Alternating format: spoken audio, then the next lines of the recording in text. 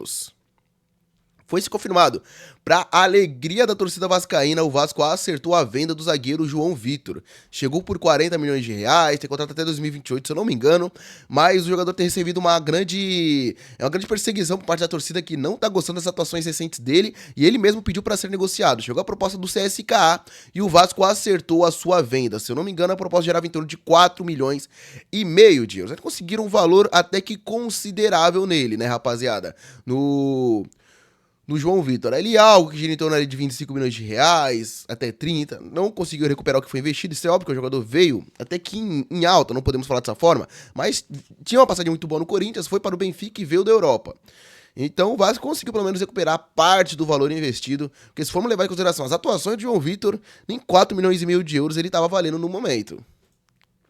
Bom, já foi dito que o Tottenham está preparando uma nova proposta para tirar o Savinho do Manchester City. E é dito internamente que o Manchester City teria uma proposta de cerca de 50 a 60 milhões de euros, tá, rapaziada? Então esse seria o valor que o Manchester City estaria disposto a aceitar por Savinho, que chegou a uma temporada do Girona e, cara, virou titular de uma hora para outra da equipe do Pep Guardiola, e o Tottenham tá querendo trazê-lo para ser o substituto do Son. Bom, Tottenham tá bem demais, porque no momento que eu tô gravando esse vídeo, eu tô acompanhando aqui a final da Supercopa e tá ganhando por 2-0. O time tá muito forte, né, cara? Com dois gols de dois zagueiros, inclusive.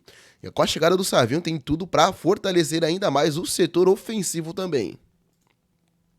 E foi dito assim que o Grêmio, hoje de manhã saiu duas informações envolvendo o Grêmio e o Roger Guedes. O Grêmio tem um sonho de contratar o Roger Guedes, iria oferecer uma proposta de 20 milhões de euros. Ofereceu 4 propostas de 10, 12, 15 e 18. As 4 recusadas, e iria enviar uma nova proposta de 20, de 19, que podia chegar a 20 e poucos, baseado em metas, tá, rapaziada? Só que foi dito que antes de enviar essa proposta, que já estava até planejada ser enviada ainda hoje para a sua equipe, para o Al Rayyan, o Grêmio foi dito que desistiu da contratação do Roger Guedes. Porque, vamos ser sérios, rapaziada, 20 milhões de euros já é um pouco demais pelo Roger Guedes. Sabe que dinheiro lá para o Al Rayyan não é problema, a equipe do Qatar tem dinheiro de sobra. Então, se eles não aceitaram 18, 15, que possivelmente qualquer outra equipe aceitaria, é porque eles acham o Roger Guedes uma peça extremamente importante. Se dinheiro não vai fazer falta para eles, eles querem manter o Roger Guedes, né, rapaziada? Agora, se o Grêmio fizesse uma proposta extremamente, uma loucura de 20 milhões de euros, que é como estava planejando fazer, aí eu acho que talvez poderia até conseguir a contratação dele. Mas aí o Grêmio pensou melhor e achou melhor por não fazer isso. E vai com o seu investidor uma busca de uma outra contratação extremamente grande e também extremamente midiática, já que a de Roger Guedes não avançou. Foi dito sim que após a contratação já estava praticamente selada, o Fluminense voltou atrás e negou e recusou a transferência de John Kennedy, que iria para o Shakhtar Donetsk. A contratação iria ser por 29 milhões de reais. O Fluminense acabou recuando e recusou a proposta. O clube não quer abrir mão do atacante, que também não quer jogar na Ucrânia no momento. Você sabe que na Ucrânia tá tendo todos esses problemas, né, cara? Políticos, de guerra e tal. O jogador acha melhor continuar no Brasil. Você sabe, o John Kennedy tem muita bola. Isso não é problema, isso não é dúvida pra ninguém. Só que o cara realmente tem umas questões indisciplinares que incomodam, né, rapaziada? Fora de campo, realmente o John Kennedy tem muitos problemas. E isso atrapalhou demais a carreira dele. E o Fluminense deu esse voto de confiança novamente por ele. Não irá vender para o Shakhtar. E ele irá permanecer no Flusão. Foi dito sim que o Vasco tá querendo forçar o seu ataque, né, cara? Após contratar o jogador do Rennes, agora intensificou as conversas para contratar Carlos Cuesta, colombiano, e nas últimas horas o clube tenta fechar a negociação o mais rápido possível para reforçar o seu setor de defesa, que já tá com a saída encaminhada de João Victor, né, rapaziada? E quer trazer o Carlos Cuesta, jogador que já jogou pela seleção colombiana, já vi convocações dele. Muito pouco vi dele dentro de campo, porém vamos ver, né, rapaziada, do que tá o setor defensivo do Vasco de alguns anos, não é de hoje. Eu acho que não tem como o Carlos Cuesta ser pior do que a gente tá vendo, né, galera? A gente vê diversos... até ano passado era Léo Pelé e Maicon, a dupla de zaga do Vasco. O João Vitor é reserva. Vendo dos dois, João Vitor virou titular, só tá fazendo presepada. Lucas Piton também não tá conseguindo jogar bem. O Hugo Moura também, diversas falhas defensivas. E o Carlos Cuesta seria, assim, a grande esperança da diretoria do Vasco para corrigir isso.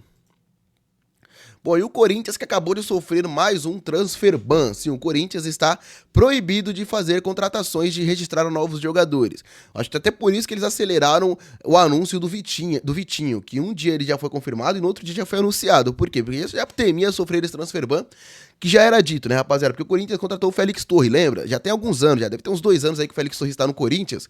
2 anos? Nem, acho que 2 anos, deve ter chegado no início de 2024.